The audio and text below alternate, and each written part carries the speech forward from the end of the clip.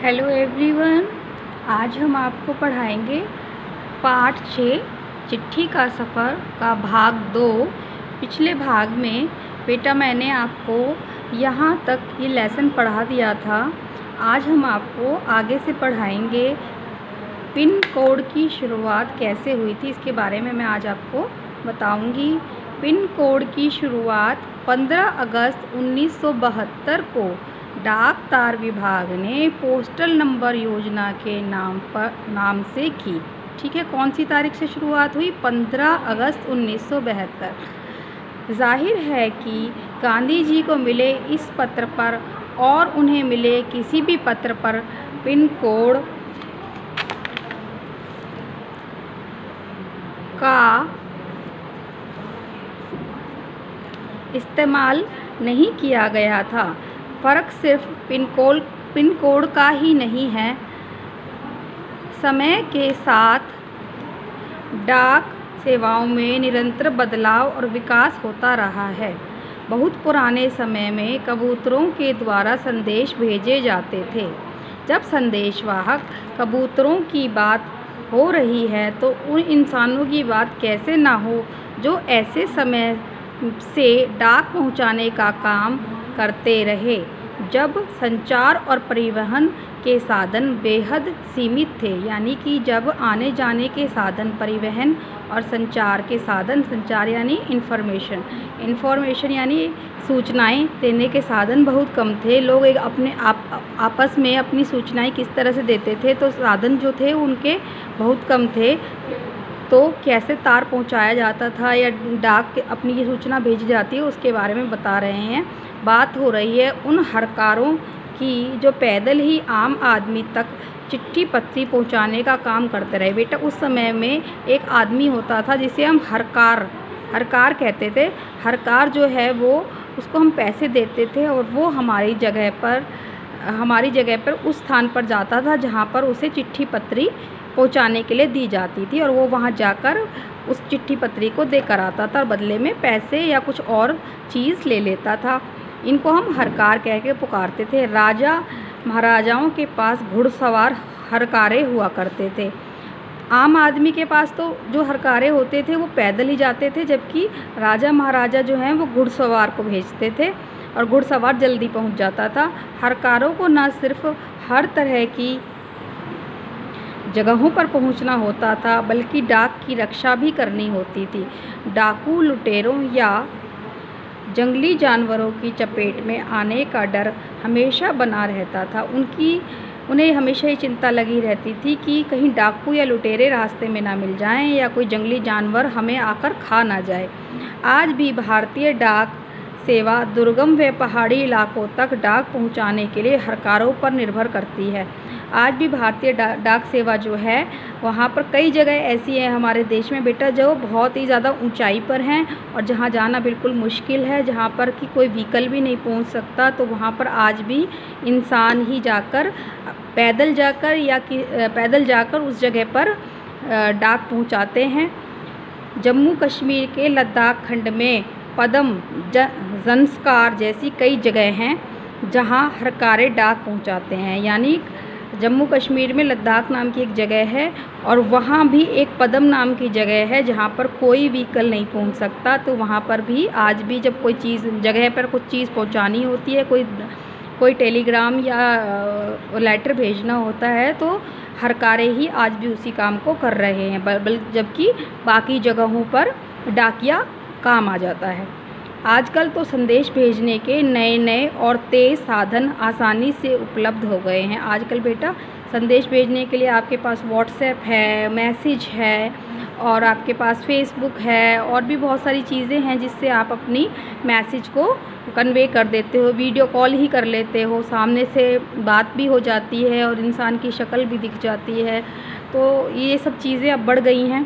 डाक बांटने में हवाई जहाज़, पानी के जहाज़ और जाने कौन से साधन इस्तेमाल किए जा रहे हैं। अब तो हवाई जहाज़ जो होते हैं वो भी मेल और जो है आपकी कोई भी सामान आपका लेकर जाते हैं और दूसरे देशों में या अपने ही देश में जाकर भी उसको डिलीवर करते हैं।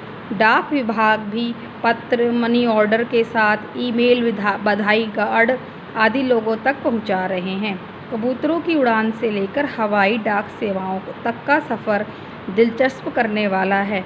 यह सोचकर आश्चर्य होता है कि कबूतर जैसा पक्षी संदेशवाहक भी हो सकता है। कबूतर की कई प्रजातियां होती हैं और ये सभी संदेश लाने ले जाने का काम नहीं कर सकती। यानी कि बेटा कबूतर भी कई तरह के होते हैं और इनमें जो स्पेशल कबूतर हैं वो ही संदेश ले जाने का काम कर सकते हैं। बाकी कबूतरों को ये जिम्मेदारी नहीं दी जा सकती। गृहबाज या हूमर वह प्रजाति है जिसे प्रशिक्षित करके डाक संदेश भेजने के काम में लाया जाता है। कौन सी प्रजाति है? गृहबाज कह दो इसे या हूमर कह दो। कई जगह पे इसे गृहबाज कहा जाता है, कई जगह पे हूमर होता है नाम का पक्षी। हूमर कबूतर जो होता है वो ये जो है उनको हम थोड़ा ट्रेनिंग देते हैं। ट्रेनिंग देकर उनके साथ वो हम चिट्ठी भेज सकते हैं और वो सही जगह पर पहुंचा कर आ जाते हैं। आखिर कबूतर अपना रास्ता कैसे ढूंढ लेता है? उन प्रवासी पक्षियों के बारे में सोचो और पता करो कि वे कैसे सैकड़ों मील का रास्ता और सही जगह तय कर पाते हैं। कई प्रवासी पक्षी भी होते हैं जो कि गर्मी आने पर ठंड वाली जगह पर पहुंच जाते हैं और जब वहां पर गर्मी पड़ती है तो दूसरी जगह पर वहीं उसी जगह पर आकर अपना ठिकाना फिर से निकाल लेते हैं। तो ये कह रहा है लेखक कि आप उनके बारे में सोचो कि कैसे इनके पास इतना दिमाग होता है कि सैकड़ों मील का सफ़र तय करके दूसरी जगह पर पहुंच जाते हैं। तो ये बेटा ये आपका लेसन यहाँ ख़त्म हो गया है। इसके अलावा यहाँ कुछ सूचनाएं दी हुई हैं, मैं ये भी आपको पढ़ा देती हूँ। इधर देखिए, पिन शब्द पोस्टल इंडेक्स नंबर का छोटा रूप है। ठीक है, पिन की फुल फॉर्म क्या है? पी से पोस्टल, आई से इंडेक्स और एन से नंबर। किसी भी जगह का पिन कोड 6 अंकों का होता है। ये भी पक्का आपको पता होना चाहिए कि पिन कोड कितने अंकों का होता है? 6 अंकों का होता है। हर अंक का एक खास स्थानीय अर्थ है। उदाहरण के लिए NCERT को भेजे गए लिफाफे पर लिखा अंक है 110016 यानी 110016। इसमें पहले स्थान पर दिया गया है अंक यह बताता है कि यह पिन कोड दिल्ली, हरियाणा, हिमाचल प्रदेश, पंजाब या जम्मू कश्मीर का है। एक से ही आपको जो डाक होती है उसको अलग करने में आसानी हो जाती है कि 1 लिखा हुआ है तो 1 कहाँ की जगह पर 1 आता है, इन जगहों पे आता है, तो वो उसको उस जगह के उसमें डाल देते हैं। अगले 2 अंक यानी 1 और 0 यह तय करते हैं कि यह दिल्ली राष्ट्रीय राजधानी क्षेत्र के उपक्षेत्र दिल्ली का कोड है। इसके आगे जो ये 10 आ रहा है बेटा, इससे पता ये चलता है कि दिल्ली के आसपास की जगह का ही कोई पत्र है। अगले 3 अंक यानी 016 दिल्ली उपक्षेत्र के ऐसे डाकघर का कोड है जहां से डाक बांटी जाती है। ये उस डाकघर का कोड है जहां पर हमें डाक पहुंचानी है।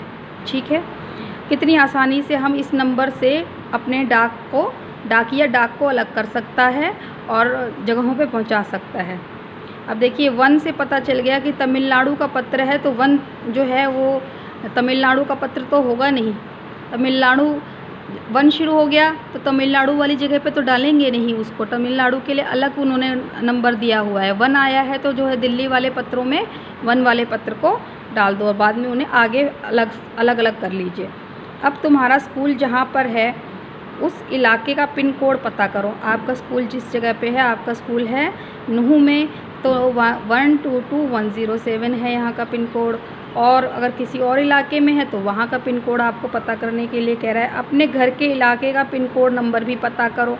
आप जहाँ से आते हैं वहाँ का भी पिन कोड नंबर पता करने के लिए कह रहा है। जैसे सोना से आ रहे हैं तो सोना में पिन कोड नंबर क्या है। पिन कोड की जानकारी डाकघर से प्राप्त की जा सकती है। डाकघरों में टेलीफोन डायरेक्टरी की तरह पिन कोड डायरेक्टरी भी मिलती है। एक किताब होती है बेटा, जैसे कि सभी के फ़ोन नंबर डायरेक्टरी में मिल जाते हैं, उसी तरह पिन कोड की भी एक डायरेक्टरी आती है और उसमें पिन कोड मिल जाते हैं। तुम्हारे इलाके का पिन कोड तो तुम्हारे मोहल्ले में लगे लेटर बॉक्स पर भी लिखा होगा। लेटर बॉक्स आपने देखा होगा, रेड कलर का एक डब्बा होता है और वो उसके ऊपर भी पिन कोड लिखा होता है। प्रमुख जगहों शहरों के पिन कोड नंबर तुम्हें कहाँ से मिल सकते हैं, इस सवाल को आपको हल करने के लिए कह रहा है कि पता करो इस बात को। आगे है टिकट संग्रह का शौक़ काफ़ी लोकप्रिय है। ये देखिए बच्चों, तरह तरह की टिकट दिखाई हुई हैं इन्होंने। धीरे धीरे इसमें टिकट संग्रह के अलावा डाक से जुड़ी और बहुत सी चीज़ें शामिल हो गई हैं। बहुत से लोग होते हैं जो 100-200 साल पुरानी टिकटें संभाल कर रखते हैं और उनको दूसरे लोगों को दिखाते हैं कि मैंने कितने साल पुरानी टिकट संभाल कर रखी हुई है, देखिए। इसको डाक का विज्ञान कहना गलत नहीं होगा। क्या तुम जानते हो इस विज्ञान को क्या नाम दिया गया है? पता करो और यहाँ लिखो। यहाँ लिखकर आपको बताना है कि इस विज्ञान को हम क्या नाम दे सकते हैं। ये देखिए बेटा, कबूतर है और ये पत्र लेकर जा रहा है। देखिए कितनी सेफ्टी से ले जाएगा, ये अपनी जान पर भी खेल जाएगा, लेकिन ये पत्र को कुछ नहीं होने देगा। उड़ीसा पुलिस खास तौर पर हूमर कबूतरों का इस्तेमाल राज्य के कई दुर्गम जिलों इलाकों में संदेश पहुंचाने के लिए कर रही है बेटा, ठीक है। उड़ीसा की पुलिस जो है वहाँ पर कई जगह ऐसी हैं जहाँ दुर्गम है और जहाँ पहुँचा नहीं जा सकता, तो वहाँ हूमर कबूतरों के सहारे ही पुलिस जो है ठिकानों पर पत्र पहुँचा देती है। कानून व्यवस्था, संकट और अन्य मौक़ों पर संदेश के लिए ये कबूतर बहुत ही उपयोगी साबित हुए। कबूतरों की संदेश सेवा बहुत सस्ती है और उन पर खास खर्च नहीं आता है। इन कबूतरों का जीवन 15 से 20 साल होता है और 8 से 10 साल तक के वे बहुत अच्छा काम करते हैं।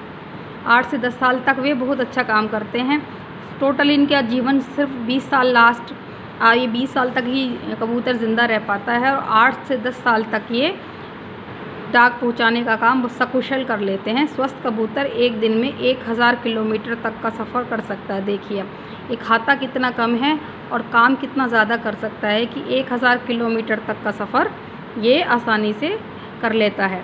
यदि कोई महत्वपूर्ण संदेश पहुंचाना हो तो 2 कबूतरों को भेजा जाता है ताकि बाज़ के हमले जैसी अनहोनी स्थिति में भी दूसरा कबूतर संदेश पहुंचा दे। यानी अगर बाज़ आ जाए तो एक कबूतर तो उससे लड़ना शुरू कर दे, दूसरा कबूतर उसके संदेश को उठाकर तुरंत वहाँ से भाग ले और उस जगह पे पहुँचे जहाँ पर कबूतर को संदेश पहुँचाना है। शायद यह पढ़कर तुम एक ऐसे कबूतर की कहानी पढ़ना चाहो जो दूसरे विश्व युद्ध में संदेश पहुँचाता था। बेटा हमारे इस संसार में 2 विश्व युद्ध हो चुके हैं अभी तक। जो दूसरे विश्व युद्ध में एक ऐसे कबूतर की कहानी के बारे में बता रहा है जो कि संदेश पहुंचाने का काम करता है। इस कबूतर की कहानी नेशनल बुक ट्रस्ट से अंग्रेज़ी में छपी एक किताब में दी गई है। किताब का नाम है ग्रे नेक। बेटा इस किताब में आप उस कबूतर की कहानी पढ़ सकते हो जो कि इस किताब के हीरो का भी नाम है। अगर तुम हिंदी में पढ़ना चाहते हो तो क्यों ना नेशनल बुक ट्रस्ट को पत्र लिखो कि वे इस किताब को हिंदी में भी छापें। आप उनको रिक्वेस्ट लेटर भेज सकते हैं कि इस किताब का हिंदी वर्ज़न भी आप निकाल दीजिए ताकि हम हिंदी में भी इसे पढ़ पाएँ। यह रहा उनका पता भी नीचे दिया गया है कि इस पते पर आप ख़त लिखकर भेजिए कि मैं इस किताब को पढ़ना चाहता हूँ लेकिन मुझे इंग्लिश नहीं आती उतनी, तो आप इसे हिंदी में छापिए ताकि मैं भी इस बुक को पढ़ पाऊँ। इसने दिया है national book trust India, A5 green park, नई दिल्ली 110016। उन्होंने एड्रेस दिया हुआ है बेटा। इस एड्रेस के बिना आपका जो पत्र है वो सही जगह पर नहीं पहुंच पाएगा बेटा। आगे ये आपको प्रश्न उत्तर दिए हैं, ये मैं आपको नेक्स्ट वीडियो में समझाऊंगी। जिस बच्चे को वीडियो कम समझ में आया हो वो दोबारा देख लीजिएगा और अगर कोई परेशानी हो तो मुझे कमेंट सेक्शन में ज़रूर लिख दीजिएगा। बेटा आप चैनल को सब्सक्राइब कर लीजिए ताकि आप मेरे सभी वीडियोज़ को आसानी से देख सकें। जैसे ही आप सब्सक्राइब कर लेंगे तो आपको नोटिफिकेशन भी आसानी से मिल जाया करेगा। Thank you very much, all the best.